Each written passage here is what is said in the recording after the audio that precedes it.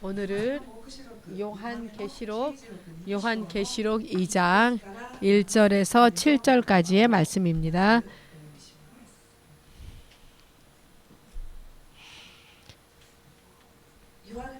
요한계시록 2장 1절에서 7절까지의 말씀입니다.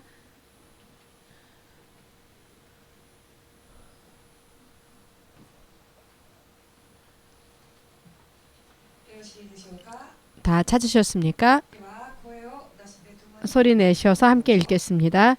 에베소 교회의 사자에게 편지하기를 오른손에 7별을 붙잡고 7 근초대 사이에 다니시는 이가 가라사대 내가 내 행위와 수고와 내 인내를 알고 또 악한 자들을 용납치 아니한 것과 자칭 사도라 하되 아닌 자들을 시험하여 그 거짓된 것을 내가 드러낸 것과 또 내가 참고 내 이름을 위하여 견디고 게으르지 아니한 것을 아노라.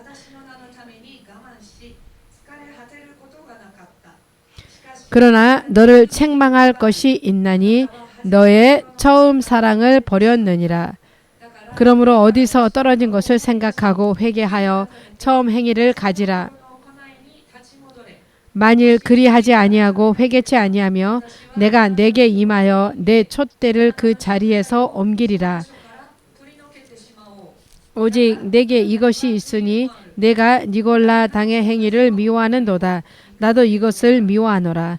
귀 있는 자는 성령이 교회들에게 하시는 말씀을 들을지어다. 이기는 그에게는 내가 하나님의 낙원에 있는 생명나무의 과실을 주어 먹게 하리라.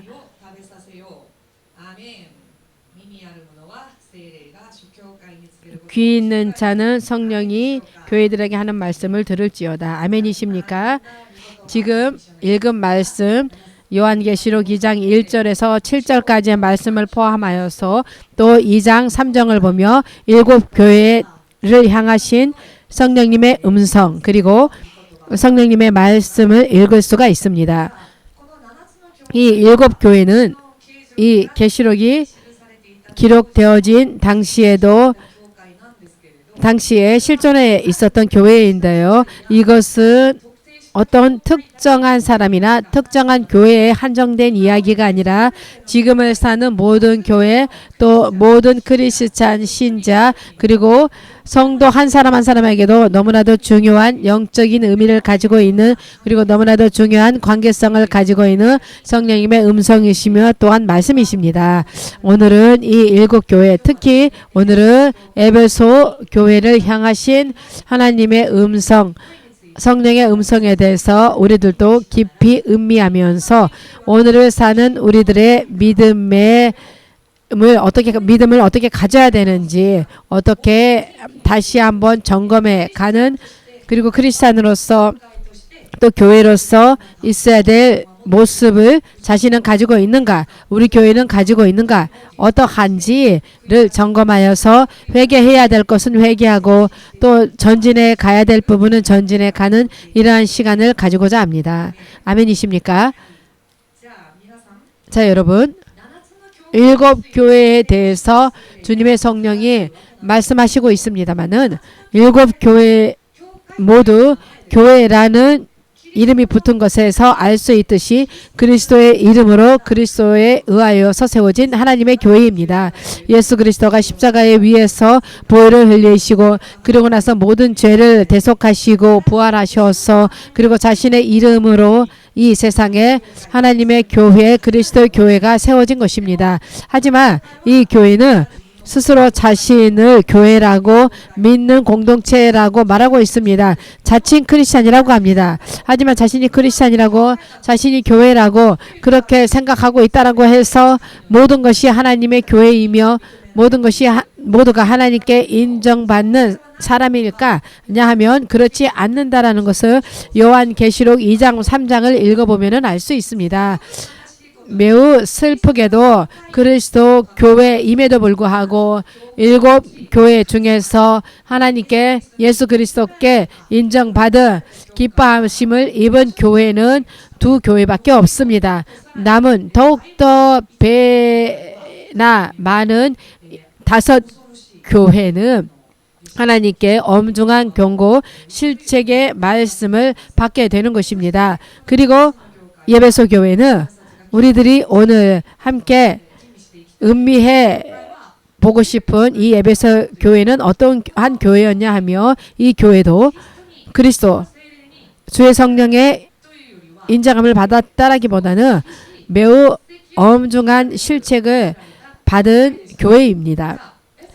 이 에베소 교회가 주의 성령으로서 받은 경고, 그리고 그 실책은 어떠한 것이었냐면 회개하지 않으며 촛대를 옮기시겠다. 촛대를 옮기신다는 것이었습니다. 한국 성경 번역으로는 촛대를 옮긴다라고 번역되어져 있는데요. 촛대라는 것은 무엇일까요? 아까 전에 읽으셨던 2장 1절에 바로 앞부분을 보면은 계시록 1장 20절 말씀을 읽으면은요, 이 촛대는 교회라라고 기록되어져 있습니다. 이 교회를 향하여 촛대를 옮긴다라고 하는 것은 무엇일까요? 건물을 제거한다, 건물을 옮긴다라는 의미가 아닙니다. 이것은 어떠한 것이냐면 교회로서의 자격을 박탈한다는 것입니다. 교회로서의 사명을 박탈한다는 것입니다. 여러분, 이것은 매우 우리들에게 엄중히 받아들여야 될 부분입니다만은, 왜냐하면 자신의 일을 다른 사람이 대신해 버리는 정도로 끝나는 것이 아닙니다. 촛대를 옮긴다라고 하는 것은 자격이 박탈되어진다, 사명이 없어진다라는 것입니다. 이것은 하나님께서 그것들의 교회, 그리고 그 한 사람 한 사람을 대하여서 그들을 자신의 그릇으로서 쓰지 않는다는 것입니다. 쓰지 않는다. 하나님의 도구로서 쓰지 않는다는 것입니다. 하나님께서 함께 역사하지 않으십니다. 하나님께서 함께 해주시지 않습니다. 그 사명을 다른 사람에게 옮기신다. 하나님의 뜻에 합당한 자에게 옮기신다는 것입니다. 단지 일의 이동을 말하는 것이 아니라 자신이 하나님 앞에서 하나님과 함께 걷는 신자, 걷는 성도, 그리스도의 그 역사하신 가운데서 살아가는 크리스찬, 아니면 교회가 되느냐 되지 않느냐에 대한 매우 중요한 부분인 것입니다. 이 교회 공동체에 대한 이야기냐, 그것이 아니라 우리들은 구약 성경도 신약 성경을 읽어보면은 촛대가 옮겨진 대표적인 인물을 우리들은 금세 발견할 수가 있습니다. 개인에도 주의 성령이 촛대를 옮겨버리시고 제거해버리시고 그리고 다른 사람에게 옮겨버리신 일들이 있었습니다. 예를 들며 구약 성경에서 가장 대표적인 촛대를 옮겨진 사람들, 촛대가 옮겨진 사람들이라고 말하면 누구일까요? 사울입니다. 사울 왕입니다. 사울 왕은 그가 하나님 앞에서 신실하였을 때, 그가 하나님 앞에서 그의 마음이 거짓이 없고 자기 자신을 잘 알고 하나님 앞에서 겸손하고 그리고 자신은 작은 자에 불과하다라고 하나님 앞에서 그 자신의 마음이 진실하였을 때에는 하나님께서는 그에게 어떠한 사명을, 어떠한 자격을 주셨습니까? 기름 부음을 주셨습니다. 구약 성경에서 기름 부음을 받는다는 것은 매우 특별한 의미가 있습니다. 예언자이냐 왕이 아니며 기름 부음이 없습니다. 기름 부음은 성령님께서 그 사람에게 임하시고 그 사람과 함께 역사하신다라는 것도 의미하고 있습니다. 그는 성령의 역사 가운데서 기름 부음을 받고 그리고 왕으로서 백성 가운데에서도 매우 높은 자리에 앉는 그 자격을, 왕으로서 앉는 자격을 하나님께서 주셨습니다. 그런데 그의 마음이 진실하지 않게 되고 자신도 그 왕이라고 하는 자리에 세워주신 하나님을 생각하지 않고 중시 여기지 않고 존중하지 않고 하나님이 아니고 자신의 생각이나 또 주변의 사람들의 얼굴색을 살피고 그리고 그들의 의견을 더 받아들이게 돼서는 어떻게 되었습니까? 하나님께서는 그의 촛대를 옮겨버리셨습니다. 누구에게 옮기셨습니까? 다윗 왕에게 옮기셨습니다. 그리고 사울은 어떻게 되었습니까? 그 후에 그는 무엇을 하여도 열심히 하나님의 음성을 듣기 위하여서 여러 가지 방법이나 여러 가지 것을 해서 하나님으로부터의 음성을 들으려고 하였지만 두 번 다시 하나님께서는 그에게 아무것도 말씀하시지 않게 되었습니다. 하나님의 음성을 두 번 다시 들을 수 없게 되었습니다. 라고 하는 것은 무엇을 의미합니까? 하나님으로부터 끊어진 것입니다. 끊겨진 것입니다. 주의 성령이 역사하시지 않는다. 그것뿐만이 아니라 주의 성령이 그로부터 떠나버렸습니다. 더 주님의 뜻에 합당한 다윗 위에 기름 부음이 주어지고 성령이 부어져서 더욱더 하나님께서 다윗과 함께 주의 성령이 일하게 되었습니다. 하나님의 교회가 아니게 되어버린 것. 하나님의 교회가 아니게 된다. 하나님의 사람이 아니게 된다라고 하는 것은 이 에베소 교회가 그러하였던 것입니다. 촛대를 옮기신다라고 하는 것은 매우 두려운 일인 것입니다. 자, 그렇다면 에베소 교회는 과연 어떠한 죄를 지었을까요? 어떠한 죄를 지어서 그 촛대를 옮긴다라고 하는 그 무서운 경고의 실책의 말씀을 듣게 되었을까요? 우리들은 이렇게 생각하는 경향이 있습니다. 촛대가 옮겨진다, 사명이 옮겨진다, 자격이 박탈되어진다라고 하며 무언가 게을르거나 아니면 무언가 타협해버리거나 아니면 하나님께 대하여서 적대하거나 배반하거나 아니면 하나님 앞에서 성실하지 않았다. 그래서 촛대가 옮겨졌다라고 생각하는 경향이 있습니다. 하지만 실은 에베소 교회는 우리들이 이 생각하는 것과는 전혀 다르게 거리가 먼 나라였습니다. 에베소 교회는 어떠한 교회였냐며 매우 인상 깊은 것은 2장 3절에 주의 성령이 그들에 대해서 이렇게 말씀하고 계십니다. 3절을 보면 다시 한번 읽어보면은 또 내가 참고 내 이름을 위하여 견디고 게으르지 아니한 것을 아노라 라는 말씀입니다. 그들은 그 당시에 에베소 교회는 어떠했냐 하며 그 교회의 외부에서는 크리스찬 교회에 대한 박해가 엄청 있었습니다. 하지만 그 박해 가운데에서도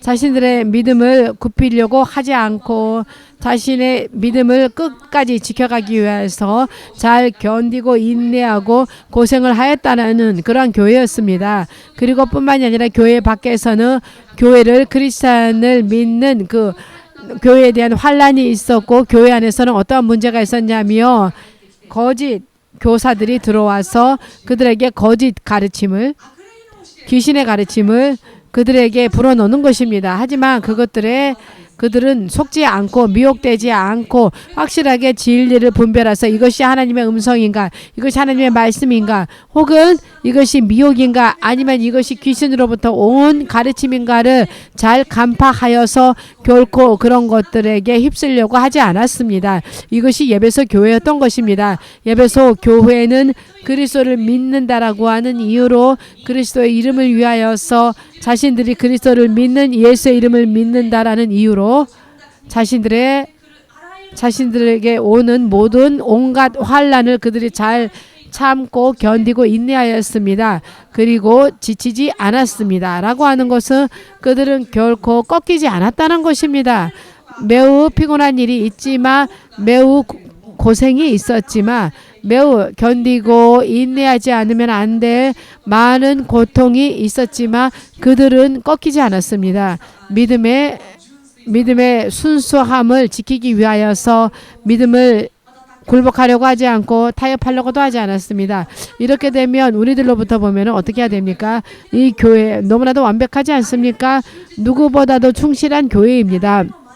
누구보다도 근면한 크리스찬입니다. 그리스도 이름을 위하여서 밖에도 두려워하지 않고 꺾이지도 않고 인내하고 참고 그리고 자신 안에서 오는 여러 가지 유혹과 미혹과의 가르침에 대항하여서 싸워서 간파하여서 믿음을 계속 지켜가는 이러한 신자, 이러한 교회는 우리들로부터 보면 너무나도 멋지고 완벽하고 너무나도 발견하기 힘든 교회인 것입니다. 그럼에도 불구하고 주의 성령의 실책을 받습니다. 회개하지 않으면 어떻게 됩니까? 촛대를 옮기신다 하셨습니다. 교회로서의 자격을 박탈하신다 했습니다. 교회로서의 사명을 너로부터 뺏는다라고 하셨습니다. 더욱더 주님의 뜻에 합당한 교회로 그 촛대를 옮기신다 하셨습니다. 성령의 역사와 은혜가 이제는 너희들의 전유물이 아니다라는 이러한 실책을 받으셨습니다. 그 이유가 무엇이었습니까? 그 이유가 불순종도 아니고 타락한 것도 아니었습니다. 그들은 처음 사랑을 버렸기 때문입니다. 이것이 중요합니다. 여러분, 이것이 중요합니다. 무서운 것이 무엇인지 아십니까? 하나님을 사랑하지 않아도 종교 생활할 수 있습니다. 하나님에 대한 사랑이 식어버려도 사람은 얼마든지 경건한 크리스찬, 경건한 교회를 꾸밀 수가 있습니다. 가장할 수가 있습니다. 얼마든지 예배에 갈 수 있고 얼마든지 봉사할 수 있으며 얼마든지 헌금할 수 있으며 얼마든지 멋진 사람으로서 자신을 꾸밀 수가 있습니다. 이것이 문제인 것입니다. 그리고 하나님에 대한 사랑으로부터 떠나버린 것을 자신은 모릅니다. 왜냐하면 사랑이 식어도 처음 사랑으로부터 떠났다 할지라도 자신은 어떻습니까? 열심히 예배에 가고 있고 열심히 봉사하고 있고 열심히 헌금도 드리고 있고 그리고 자기 나름의 믿음을 열심히 하고 있습니다. 그렇기 때문에 자신은 착각을 하고 있는 것입니다. 나는 서 있다. 나는 괜찮다. 나는 근면한 크리스찬이다. 라고 하지만 하나님께서 하나님 눈에는 어떻게 비칠까요? 이것이 중요합니다. 자신이 자신을 인정하는 것은 중요한 이야기가 아닙니다. 그것은 쓸데없는 것입니다. 하나님으로부터 인정받는 교회 그리고 그러한 신자 성도가 되지 않으면 의미가 없게 되는 것입니다. 처음 사랑을 버리게 되면 이러한 엄중한 실책이 무서운 실책이 주의 성령으로부터 오게 되는 것입니다. 처음 사랑을 버렸던 그 교회는 이제는 교회로서 하나님께서 자신의 그릇으로서 쓰실 수 없는 교회가 되어버리는 것입니다. 하지만 얼마든지 사랑으로부터 떠나버려도 처음 사랑을 에서 떨어졌다 할지라도 실은 자신은 깨닫지 못하고 실은 자신은 멋진 크리스찬, 멋진 교회라고 착각을 해버립니다. 이것이 매우 두려운 일인 것입니다. 여러분은 어떻습니까? 여러분은 예수 그리스도를 믿었을 때에 처음 때에 하나님을 믿었을 때의 감격이라든가 그리고 예수 그리스도에 대한 사랑 그러한 마음이 지금도 여러분 안에는 있습니까? 이것은 착각하기 쉬운 부분입니다. 자신은 열심히 하고 있기 때문에 자신은 하나님을 사랑하고 그리고 따로 하나님을 배반한 것도 아니고 또 마음 안에서 말로 하나님을 부인한 것도 아니기 때문에 자신은 사랑하고 있다라고 착각하기 쉽습니다만은 우리들은 이것을 잘 분별하지 않으면 안 됩니다. 자신은 처음 믿었을 때의 그 사랑을 지금도 계속 가지고 있는가 아니면 혹은 하나님을 사랑하는 사랑으로부터 버린 채 열심히 종교 활동만 하고 있는 것뿐인가 이것을 점검하여서 돌아보는 것은 매우 매우 중요한 일인 것입니다. 여러분 어떻게 하여서 자신이 하나님에 대한 이 감격이라던가 처음 그 사랑으로부터 떠나지 않고 자신이 지금 하나님을 따라갈 수 있을까 따라가고 있는가를 알 수 있는 것이 있습니다. 몇 가지 바꿔 말하자면 바꿔 말하면 하나님을 사랑하는 처음 사랑에서 떠나버렸을 때에는 자신에게 일어나는 징후가 있습니다. 어떠한 뭔가 원인이 있습니다. 현상이 있습니다. 이것을 생각해 보면서 앞으로의 지금 자신의 믿음의 현 주소를 다시 고쳐 나가야 될 것입니다. 첫사랑에서 떠났을 때 처음 사랑으로부터 처음 사랑이 식었을 때의 그 교회 신자 성도 안에서 어떠한 현상이 일어나냐 하며 무엇이 일어난다라고 생각합니까? 하나님에 대한 사랑이 식어버리며 처음 그 사랑으로부터 떨어졌을 때 어떠한 것이 일어나냐 하며 가장 알기 쉬운 것이 형제를 사랑하지 않게 되는 것입니다. 형제를 사랑하지 않습니다. 형제를 사랑하지 않습니다. 하나님의 가족을 사랑하지 않습니다. 그리고 사람의 영혼을 내 자비가 없어집니다. 사랑이 없어지면 사랑을 하며 마음이 관대해집니다.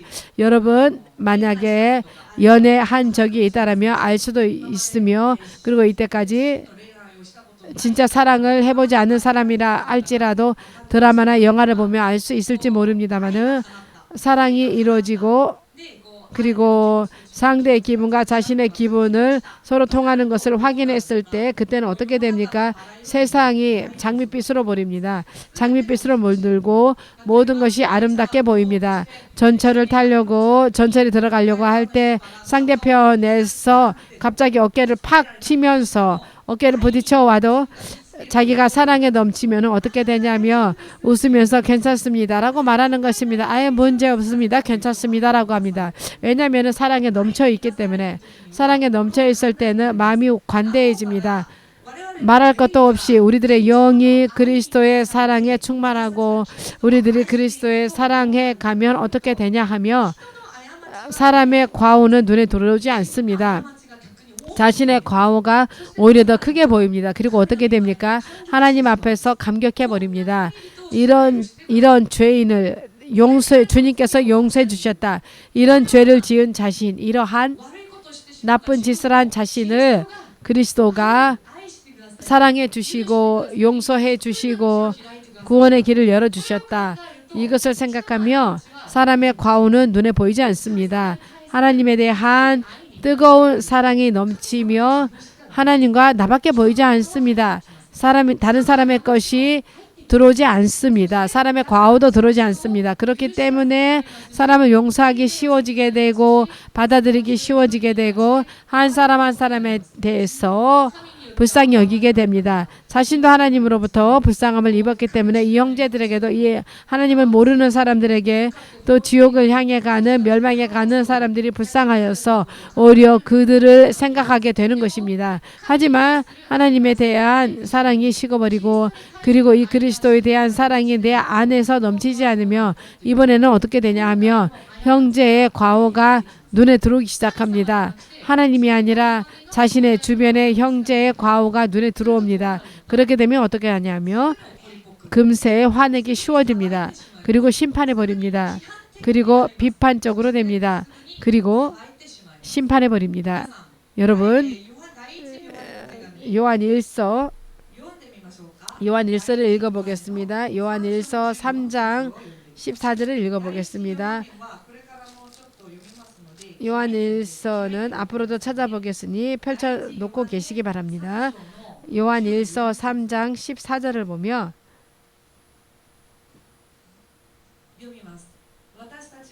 우리가 형제를 사랑함으로 사망에서 옮겨 생명으로 들어간 줄을 알거니와 사랑치 아니하는 자는 사망에 거하느니라.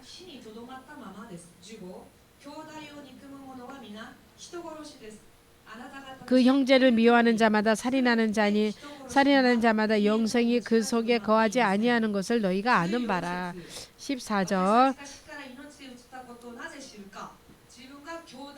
우리가 생명으로 들어간 줄을 어떻게 아냐며 형제를 사랑하냐 하지 않느냐에 따라서 알 수 있답니다. 자신이 주변의 형제를 사랑하는지 자신의 주변의 형제 한 사람 한 사람을 불쌍히 여기고 그들을 비판하는 것이 아니라 화를 내는 것이 아니라 심판하는 것이 아니라 그들의 과오를 일일이 다 들춰내는 것이 아니라 그들을 위하여서 자비를 가지고서 기도하고 있는가? 그들을 생각하고 불쌍히 여기고 용서하고 있는가? 자신은 형제에 대하여서 어떠한 태도를 취하고 있는가? 실은 이것으로 말미암아서 자신이 그리스도의 형제에 넘쳐 있는가? 그리스도를 사랑하고 있는가? 아니면 그리스도의 사랑이 식어 있는가를 알 수 있습니다. 형제를 사랑하지 않는 자는 하나님을 사랑할 수가 없습니다. 지금 요한 1서 3장 7절에도 쓰여져 있습니다만은 요한 1서 3장 4장 7절입니다. 요한일서 4장 7절에 이렇게 쓰여져 있습니다. 사랑하는 자들아 우리가 서로 사랑하자. 사랑은 하나님께 속한 것이니 사랑하는 자마다 하나님께로 나서 하나님을 알고. 8절 사랑하지 아니하는 자는 하나님을 알지 못하나니 이는 하나님은 사랑이심이니라. 처음 사랑, 하나님을 사랑하는 이러한 생각이 자신에게 자신의 영에게 넘쳐 있는지 아닌지를 보기 위하여서는 자신이 형제에 대해서 어떻게 하고 있는지 자신의 주변의 사람에게 어떻게 하고 있는지를 돌아보면 의외로 알 수 있습니다. 지금에 와서도 사람의 과오를 보거나 사람의 바르지 못한 행위를 보거나 그리고 자신의 이 좋아하지 않는 행동을 보면은 그 사람을 받아들일 수가 없고 그 사람을 비판해 버리고 그리고 그 사람을 심판해 버리는 이러한 기분이 있다라고 한다며 여러분은 정말로 회개해 주시기 바랍니다. 왜냐하며 여러분은 형제를 사랑하지 않으면 하나님의 사랑 안에 들어가 있지 않는 것이 되기 때문입니다. 아멘이십니까? 그렇다면 그 다음에 우리들이 처음 사랑으로부터 떨어진 경우에 어떠한 현상이 일어났느냐 하면 감사하지 않습니다. 자신의 생활에서 감사가 지워졌는지 안 지워졌는지 살펴보시기 바랍니다. 여러분이 처음에 예수를 믿고 예수님을 만나고 그 은혜에 충만하여서 많은 눈물을 흘리고 많이 마음이 감동을 받았을 때는 여러분의 마음에 감동이 있었을 것입니다. 감사가 있었을 것입니다. 많은 돈을 벌었기 때문에 감사한 것이 아니라 실은 눈에 보이는 육체의 상황은 아무것도 변하지 않았습니다. 더욱더 힘든 상황으로 육적인 상황에서는 더욱더 힘든 상황 속에 빠졌을 것입니다. 하지만 처음에 하나님으로부터 충만함을 잊고 그리고 자신이 열심히 하나님을 구해갔을 때는 그러한 지금의 현실의 상황과는 관계없이 마음에 감사가 있었을 것입니다. 여러분 예를 들어서 자신이 구하고 있는 학교라는 것이 있습니다. 학교. 자신이 원하는 자신이 목표로 삼은 자신의 제1 지망교가 있습니다. 대학이라던가 그곳에 들어가고 싶어서 사람은 열심히 공부하여서 예를 들어서 오픈 캠퍼스라던가 견학을 갑니다. 고등학교도 그렇고 자신이 가고 싶은 곳에 견학을 하는 것입니다. 그때 기분을 여러분 잘 기억하고 있습니까? 여기 다니고 있는 사람들 좋다, 부럽다, 너무나도 힘든 수험을 다 끝내고 합격하여서 이 좋은 대학에 다니고 있는 사람 부럽다, 절대로 들어갈 것이다 라는 생각에 합격만 한다며 뭐 다른 것은 뭐 아무래도 상관없다라고 했는데 막상 붙어서 들어가 보면 어떻게 됩니까? 화장실이 더럽다, 학교까지의 교통편이 불편해서 뭐 너무 힘들다, 여기에는 내가 친구 삼을 만한 사람이 없다, 선생님들이 내가 기대했던 그 선생님과는 다르다라던가 이런 식으로 감사가 식어져 버립니다. 예를 들어서 취직을 했다고 합시다. 취직하기 전에 자신이 취직을 하고 싶은 곳에 열심히 취업 활동을 하여서 붙기만 한다면 면접도 통과하고 여기에 입사만 할 수 있다면은 나의 인생은 어느 정도 이것으로서 일단락 좀 마무리되지 않을까라고, 들어가기만 한다라고 하며 얼마나 좋을까라고 생각했는데 막상 들어갔더니 어떻게 됩니까? 저 부장의 얼굴 보고 싶지 않다. 저 과장 얼굴 안 보고 싶다. 이 일을 못하겠다. 이 일은 도대체 뭐야? 라고, 왜 그 회사 복지는 또 뭐야? 이 회사 도대체 어떻게 된 거야? 라고 처음에 감격이 희미해져서 감사하는 일이 사라져 버립니다. 처음에는 들어가기만 하며 입사만 한다라면, 입학만 한다라면 다른 것은 아무것도 필요하지 않는다라고 생각하여서 입학만 한다면은 감사라고 생각하였던 것이 점점 더 그 감사의 기분이 희미해집니다. 우리들의 처음에 그 사랑은 어떠했습니까? 믿음 안에서 어떠했습니까? 자신이 구원받은 것만으로도 감사했습니다. 자신의 죄가 용서함 받은 것만으로도 감사했을 것입니다. 예를 들어서 자신이 구하였던 이 가르침이 이 교회에 있었다. 이 교회에 온 것만으로 감사했다라고 했을 것입니다. 그런데 감사가 희미해지고 사랑이 식어져 버리며 교회에 대한 사랑이 애정이 식어버리고 어떻게 되냐면 처음에 먼저 들어오는 것이 사모님의 엄함입니다. 이 교회 사모님은 너무나도 엄해서 다른 교회 목사님은 어떻지라고 생각할지 모릅니다. 그런 일 없었습니까? 영적인 가르침에 갈급하여 있어서 자신이 구하고 있었던 영적인 성경대로의 가르침을 구하고 있어서 겨우 이제 찾았다. 여러 가지 곳을 전전하여서 겨우 찾아냈다. 이 진리를 가르치는 교회에서 믿음 생활을 하는 것만으로도 나는 기쁘다, 감사다, 대단하다라고 생각했던 생각이 희미해져서 이 하나님의 교회의 진리의 가르침이라던가 그리스도의 인도하심이라던가 아니면 하나님의 은혜라던가 이러한 것들이 점점 더 희미해져서 사람이 눈에 들어오는 것입니다. 불평, 불만 이러한 것들이 떠오르는 것입니다. 그렇게 되면 감사가 사라집니다. 감사가 없어지면 여러분 심각하게 생각해 보시기 바랍니다. 감사가 사라지면 나는 하나님을 정말로 사랑하고 있는 사람인가 아니면 처음 사랑해서 떨어지지 않았는가라고 자신을 점검하여 보셔서 열심히 회개하여서 그 촛대가 옮겨지지 않도록 촛대가 없어지지 않도록 해야 될 것입니다. 그리고 세 번째가 어떠한 현상이 일어나냐 하면 죄에 대해서 무감각해집니다. 둔감해집니다. 여러분의 영이 민감할 때는 어떠한 작은 죄에 대해서도 가책을 받습니다. 양심의 가책을 받습니다. 이런 죄를 지었다. 하나님을 슬프게 했다. 하나님 앞에서 죄를 지었다. 아무리 작은 죄라 할지라도 그 죄에 대해서 민감해집니다. 하지만 우리들이 사랑이 식어지며 매우 밀접한 관계였던 것이 감사도 없어지고 형제를 사랑하지 않게 되고 그리고 죄에 대해서 무감각해집니다.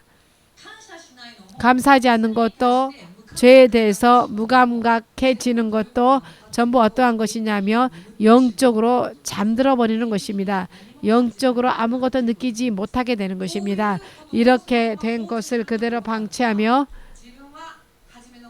자신은 처음 사랑에서 떨어져 버리며 그리고 하나님의 눈에는 이 촛대를 이 사람에서 옮기자라고 하나님께서 그렇게 보시는데 자신은 하나님을 부정하지도 않고 믿음을 배신한 것도 아니고 예배도 드리고 있으며 봉사도 하고 있고 자기 나름대로 열심히 종교적인 활동을 하고 있기 때문에 영적으로 무감각해져 버리고 자신의 현 주소를 모르는 채 그대로 자신은 괜찮겠지라고 생각하고 버리고 맙니다. 이것이 두려운 일인 것입니다.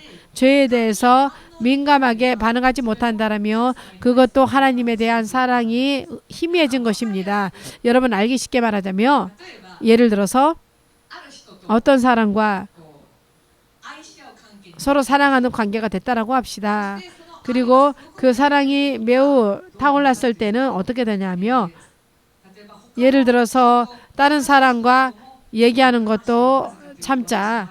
내 사랑하는 사람이 질투할지 모르니까 이 사람을 배려하는 기분으로 다른 이성과는 같이 나가거나 외출하거나 하는 일을 금하자라고 생각합니다. 하지만 결혼하고 나서 왜 이러한 얘기를 하냐면 어제 재미있는 이야기를 들었기 때문인 것입니다.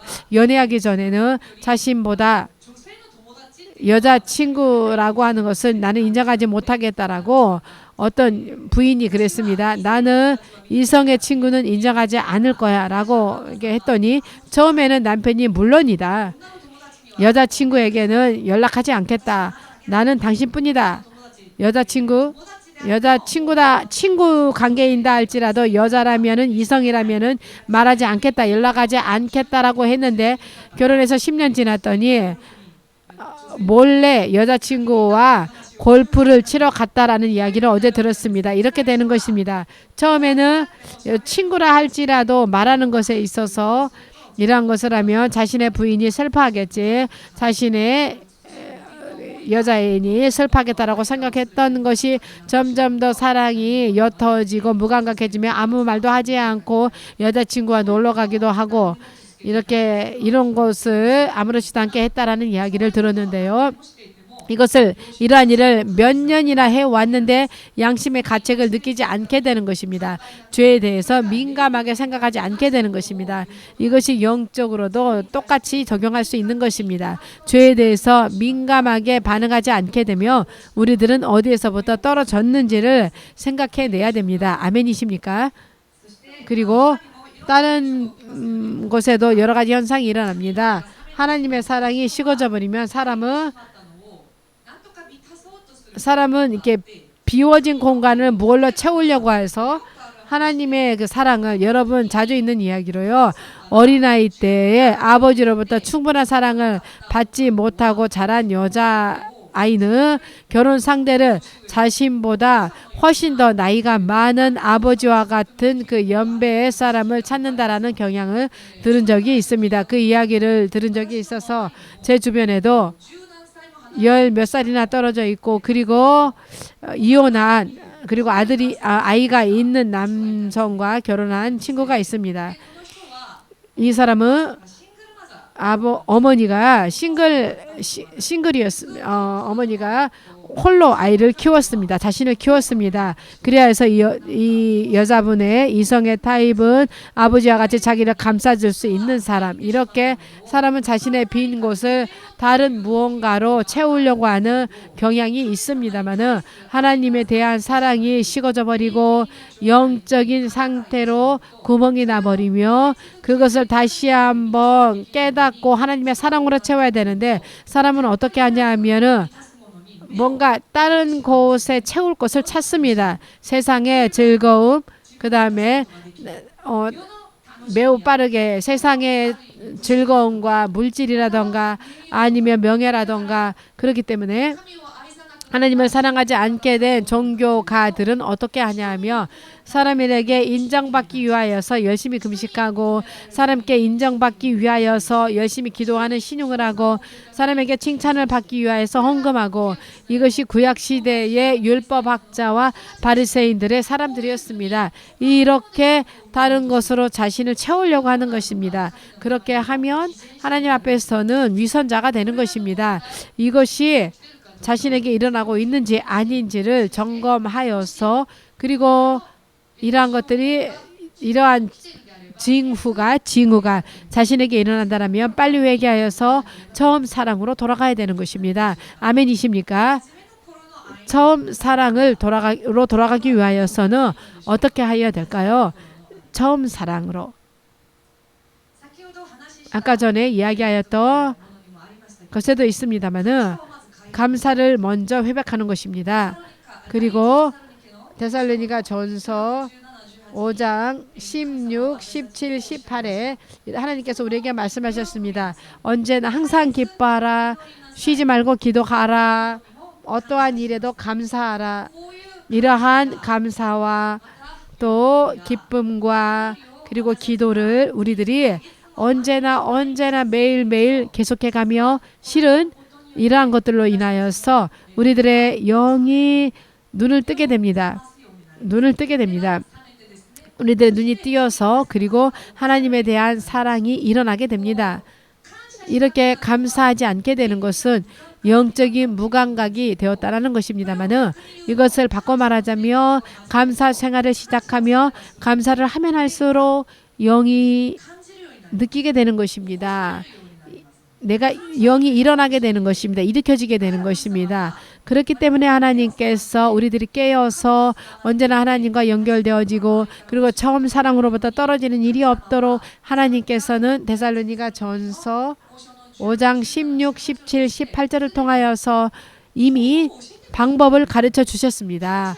감사를 회복하는, 감사하며, 주님께서는 어떠한 일에도 감사하라라고 명령하셨습니다만, 얼마나 제 아무리 작은 일이라 할지라도 감사를 찾아서 감사를 드리게 되며 하나님께서는 더욱더 감사할 수 있는 상황으로 우리들을 채워주십니다. 아, 정말 이것도 감사였구나. 감사하자라고 이렇게 감사를 찾아내기 위하여서 여러분이 감사 생활을 하기 시작하며 실은 무감각하게 살아왔는데 이것 또한 감사였구나. 그리고 깨닫지 못하고 살아왔는데 이것도 감사할 조건이었구나.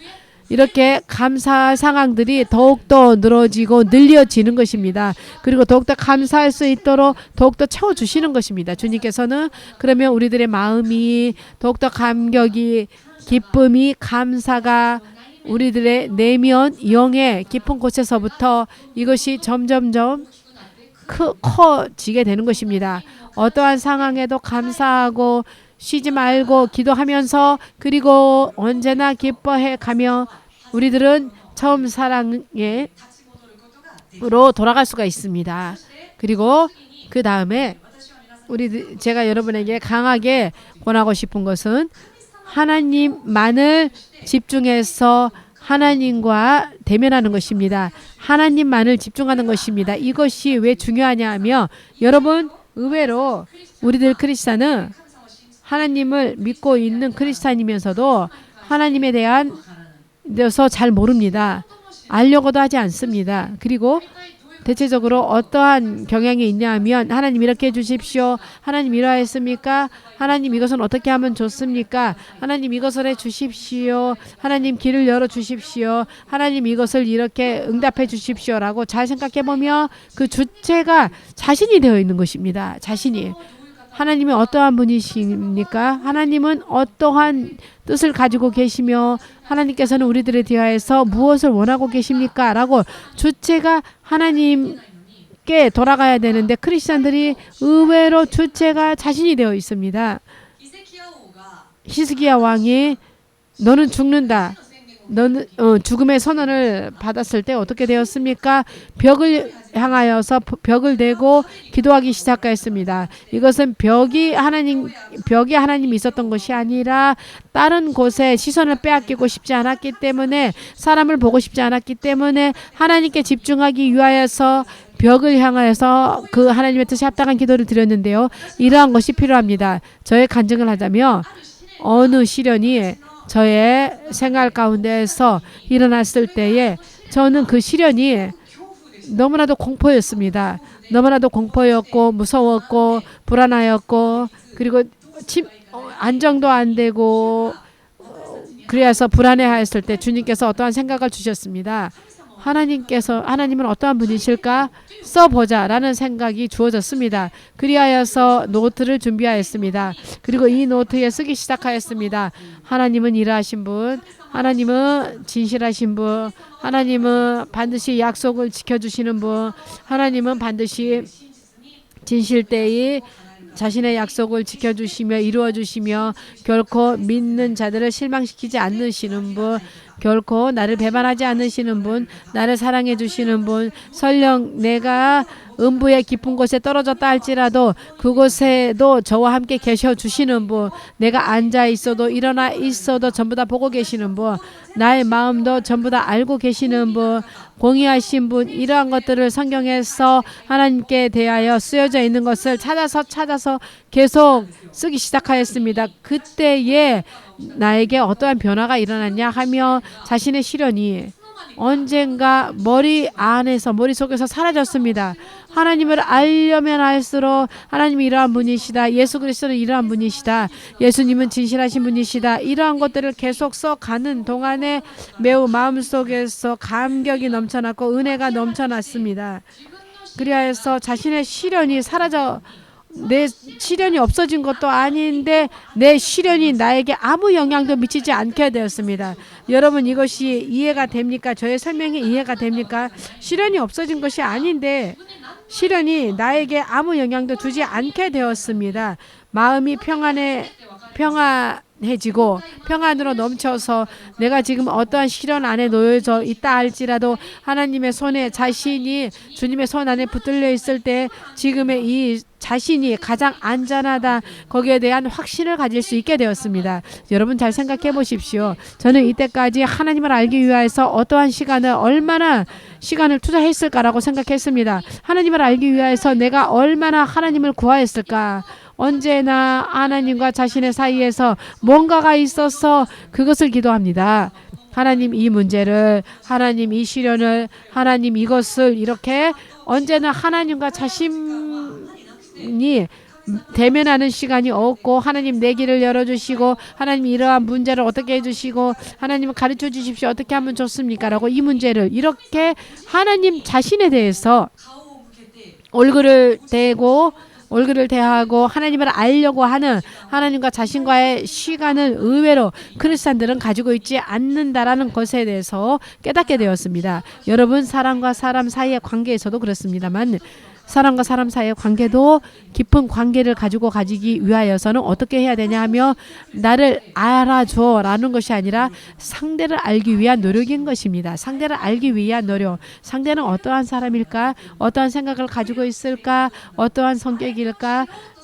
상대를 알려고 하면 할수록 관계가 깊어집니다. 서로 나는 이러니까 나를 알아라 라고 생각하면 대립이 일어납니다. 서로 이해할 수가 없습니다. 하지만 상대를 알려면 알수록 관계가 깊어지고 이해가 깊어집니다. 세위의 이야기를 좀 간증을 하겠습니다만은 세위가 아들이 제 아들인데요. 초등학교 5학년 때에 일본어로 반성인식이라는 것이 있었습니다. 성인식이 20살이죠. 하지만 10살이 되면은 반성인식이랍니다. 그래서 초등학교 5학년생이 되었을 때 반성인식이라는 것이 있어서 부모에 대해서 편지를 쓰는 시간이 있었답니다. 그리하여서 우편으로 송부되어 왔습니다. 어느 날 세위의 이름으로 내 앞으로 편지가 와 있는 것입니다. 초등학교 5학년 때인데요. 이건 뭐야? 라고 생각하여서 편지를 펼쳐봤더니 이렇게 쓰여져 있었습니다. 엄마, 언제나 어머니라고 부르지 않으면서 어머니, 나를 위하여서 밥을 만들어줘서 고맙습니다. 나를 위하여서 세탁을 해줘서 고맙습니다. 나를 위하여서 뭐를 해줘서 고맙습니다. 라고 나도 이제부터 효도를 하겠습니다. 라고 그것으로 끝입니다. 잘 생각해보면 나와 엄마의 관계 가운데서 주체는 나입니다. 엄마가 나에게 이거를 해줬다. 엄마가 나에게 이러한 필요한 것을 채워줬다. 그 주체가 나인 것입니다. 부모를 이해하고 부모는 이러한 기분이고 부모는 내 아버지는 어떠한 분일까? 내 엄마는 어떠한 분일까라고 하는 이러한 것이 마음이 없습니다. 나한테 이거 해줘서 고맙고 나한테 이걸 해주길 바란다 라고던가 주체가 자기인 것입니다. 관계의 주인공이 자신인 것입니다. 하지만 이 아이가 성장하여서 금세 올해 17살이 되었는데요. 10살이었던 아들이 17살이 되어서 올해 어머니 날이니까 라고 해서 선물을 자신의 용돈 가운데서 선물을 사주었습니다. 내가 깜짝 놀란 것이 무엇이었냐면 그렇게 비싼 것은 아닙니다. 1,000원도 되지 않는 것입니다만은 선크림을 사왔습니다. 선크림을.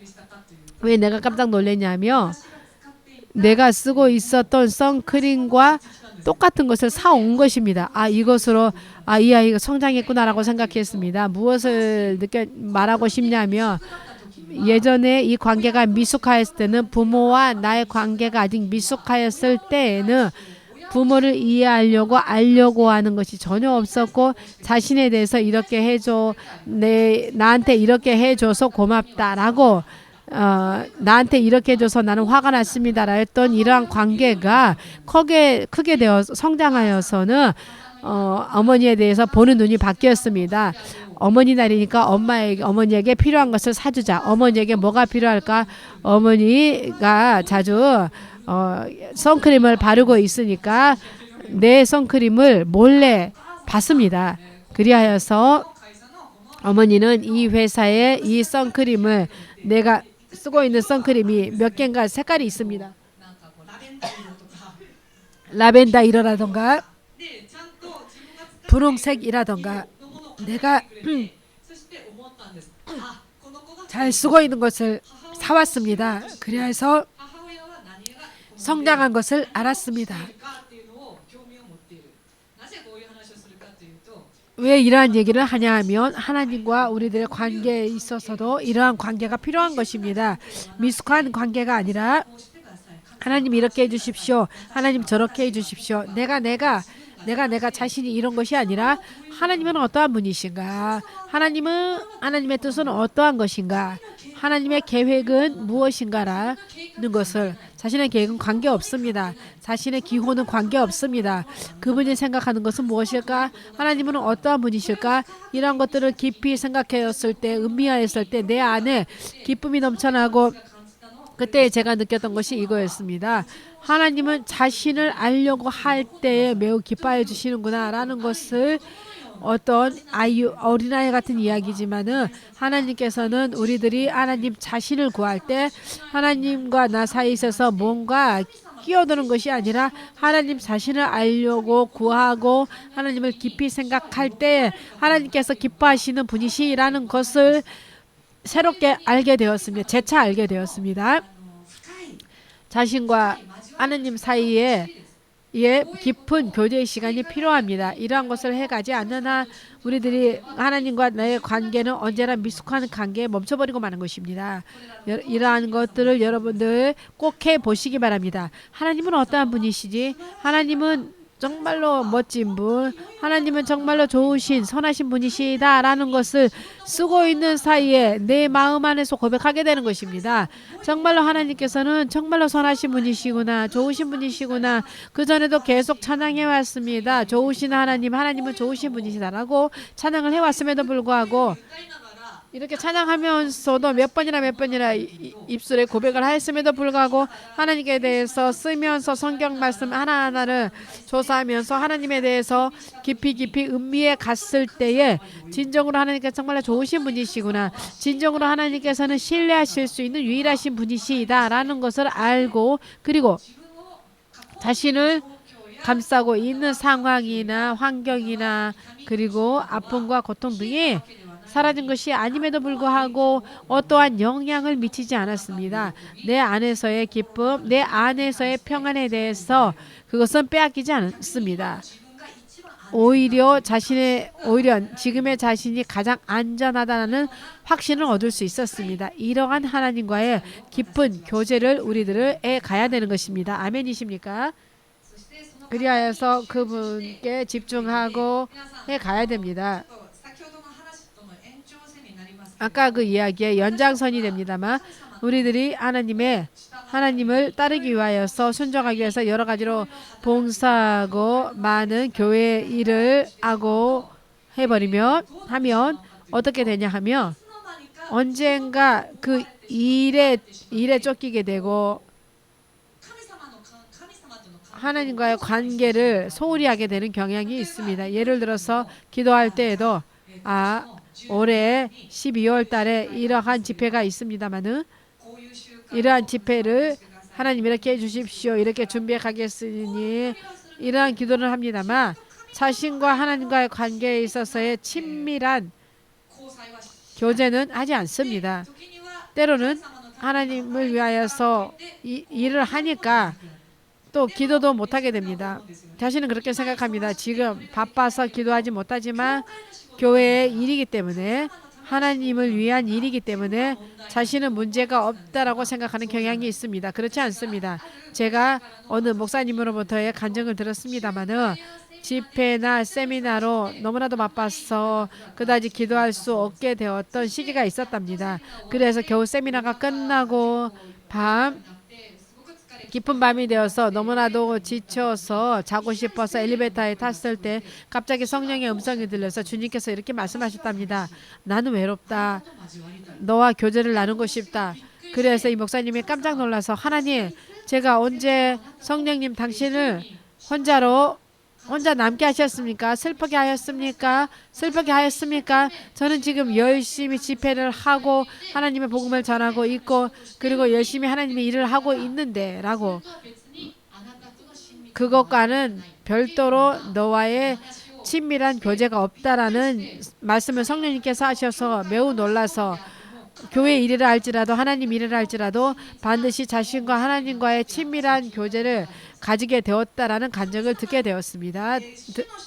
주님의 일, 교회의 일, 그리스도를 위한 일을, 복음을 전하는 일을라고 생각하여서 그곳에 너무 집중하게 되면 어떻게 되냐 하며 하나님을 위한 일이라 할지라도 하나님께서 언젠가는 사라져버리고 이 일만 집중해버리고 마는 것입니다. 이렇게 되면 무엇이 문제냐며 자신이 왜 이것을 해 가는가라는 것이 아니라 무언가를 하지 않으며, 그 뜻을 아시겠습니까?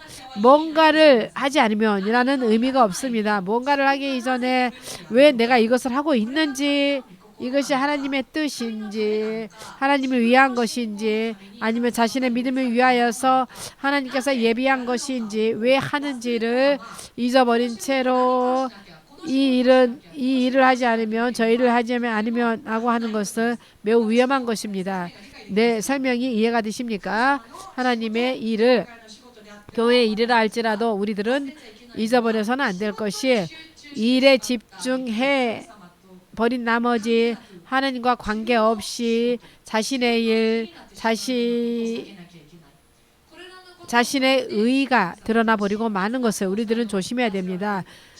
하나님과의 친밀한 관계를 맺어갈 때에 우리들은 언제나 처음 사랑으로부터 떠나는 일이 없이, 그리고 자신 안에 하나님에 대한 사랑을 일으키고 하나님 앞에서 서 있을 수 있게 되는 것입니다. 마지막으로 정리해서 말하자면, 여러분, 에베소 교회는 다시 한번 생각해 보시기 바랍니다. 그 교회, 그 에베소 교회는 우리들로부터 생각하면 전혀 문제가 없는, 오히려 존경할 만한 이러한 멋진 훌륭한 교회였습니다. 그리스도의 이름을 위하여서 온갖 환난을 견디고, 그리고 꺾이지 않고 오히려 인내하여서 자신들 안에서 생기는 악도 간파하여서 전부 다 이것을 제하고 결코 믿음을 타협하지 않고 이렇게 멋진 훌륭한 믿음의 행위를 해온 사람들 교회였지만, 처음 사랑으로부터 떠나버리며 너무 허무한 것입니다. 우리들이 기적을 행하고 뭔가의 그 표적을, 기사를 일으켰다 할지라도 하나님에 대한 사랑, 그 사랑으로부터 떠나버리면 시끄러운 심벌에 지나지 않습니다. 모든 것이 다 허무하게 끝나는 것입니다. 에베소 교회가 그러했습니다. 이러한 멋진 믿음을 가지고 있었지만 처음 사랑으로 돌아가지 않으며 촛대를 옮긴다, 촛대를 제하여 버린다라는 주의 성령의 엄격한 엄한 음성이 있었습니다. 이것을 잊어버리지 마시고 언제나 우리들의 믿음에 있어서 가장 기본적인 것은 하나님을 사랑하고 사람을 사랑하는 것입니다. 사람을 사랑함으로써 우리들은 알 수 있습니다. 라고 요한일서 3장 4절에 쓰여져 있습니다만, 3장을 계속 읽어보면은 형제를 사랑함으로써 자신이 하나님께 속해 있는 것을 알 수 있게 되는 것입니다. 그렇게 되면 어떻게 하는 것입니까? 하나님 앞에 확신을 가지고 기도할 수 있습니다. 하나님 앞에 담대하게 나갈 수가 있습니다. 자신은 약하지만 하나님께서 우리들을 인정해 주십니다. 라는 내용이 요한 1서에 기록되어져 있습니다. 믿음 생활을 왜 합니까? 구원받기 위함입니다. 구원받기 위함뿐만이 아니라 이 땅에 살아가는 동안에도 제각각 주어진 하나님의 일을 충분히 감당하고, 그리고 이 땅에 있어서도 하나님으로부터의 축복을 받고 빛과 소금의 믿음의 모범을 보여가지 않으면 안 됩니다. 하지만 가장 기본적인 것이 하나님을 사랑하는 마음인 것입니다. 하나님을 사랑하는 마음, 하나님의 사랑에 머물러 있는 것, 하나님의 사랑으로부터 떠나버리며 어떠한 훌륭한 일을 하였다 할지라도 이것은 시끄러운 심벌에 지나지 않습니다. 회개하지 않으면은 촛대를 옮겨버리실 정도의 무익한 것이 돼버린다는 것을 잊어버리지 않는 것이 아닙니다. 그렇다고 일을 하지 말라는 것이 아니라 무엇보다도 하나님을 사랑하는 그 사랑, 그리고 그 사랑을 실천해 가야 되는 것입니다. 매우 중요한 것이 마지막에 아까 전에 읽으셨던 요한계시록 2장에 5절을 보시면은요. 5절을 읽어보시면 요한계시록 2장 5절을 읽어보시면 이렇게 기록되어져 있습니다. 그렇기 때문에 어디에서 떨어졌는지를 생각하여서 회개하여서 처음 행위를 가지라. 처음 행위를 가지라. 처음 행위를 가지라 하였습니다. 이것을 다음으로는 요한일서 3장 18절을 읽겠습니다. 요한일서 3장 18절.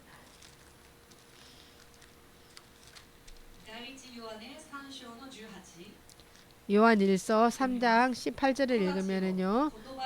자녀들아 우리가 말과 혀로만 사랑하지 말고 오직 행함과 진실함으로 하자.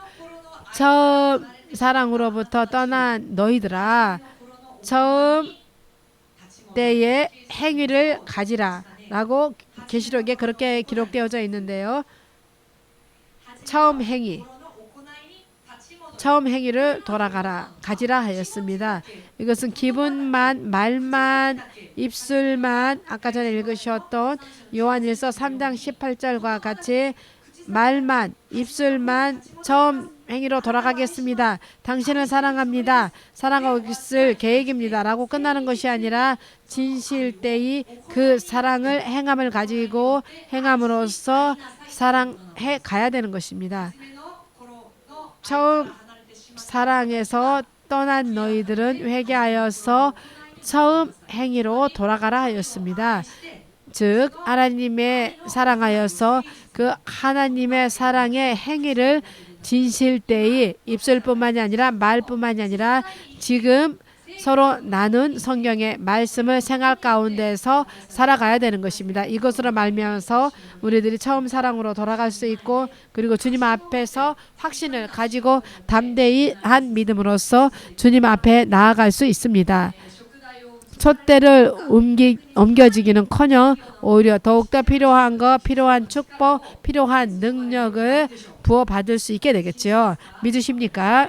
그러한 여러분 한 사람 한 사람이 되시기를 그리고 우리들 교회가 더욱더 그러한 교회가 될 수 있기를 주 예수 그리스도의 이름으로 축복합니다. 아멘.